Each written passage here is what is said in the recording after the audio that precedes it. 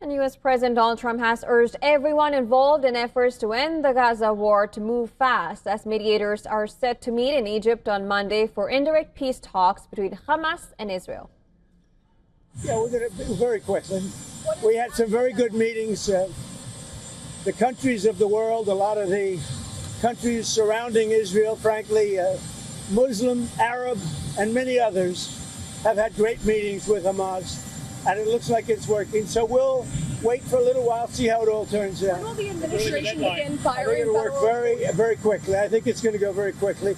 The meetings seem to be very good. We'll find out. We'll let you know soon. The talks come after Hamas agreed to some parts of the U.S.'s 20-point peace plan, including freeing hostages in exchange for Palestinian held in Israeli jails. The group's response did not mention the key demands of its disarmament, but Al Arabiya, citing sources, said that the group had agreed to hand over weapons under international supervision. In a post on social media earlier, Trump said that talks had been very successful and that the first phase should be completed this week. 4 ministers from several countries, including Egypt, said that the talks at the Egyptian resort town were a real opportunity to achieve a sustainable ceasefire. A senior Hamas official told AFP media on condition of anonymity that the Palestinian group is very keen to reach an agreement to end the war and immediately begin the prisoner exchange process in accordance with the field conditions. Now, Israeli Prime Minister Benjamin Netanyahu has expressed hope to announce the release of hostages in the coming days. Netanyahu ordered the departure of the Israeli delegation on Monday for the crucial talks.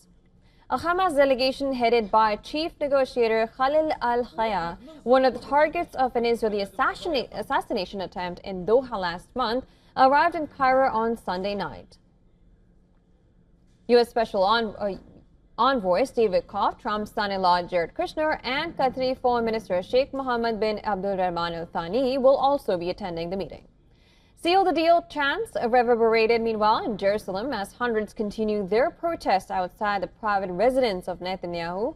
They also set out a strong message to Ron Dermer, Israel's chief negotiator. A remembrance ceremony was held outside the Israeli embassy in Greece's Athens to mark the victims of the October 7 Hamas attack, while elsewhere pro-Palestinian protesters rallied in front of the Greek parliament to support an end to the war. Pro-Palestinian protests were also held in parts of Serbia and the UK, among others. And this comes while Israeli strikes continue in Gaza, despite Trump as well as U.S. Secretary of State Marco Rubio telling the country to immediately stop bombing the Strip.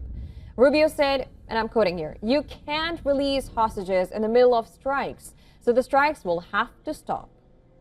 Israeli government spokesperson told reporters on Sunday that while certain bombings have actually stopped inside of the Gaza Strip, there is no ceasefire in place at this point in time. Gaza Civil Defense Agency said Israeli attacks killed at least 20 people across the territory on Sunday, 13 of them in Gaza City.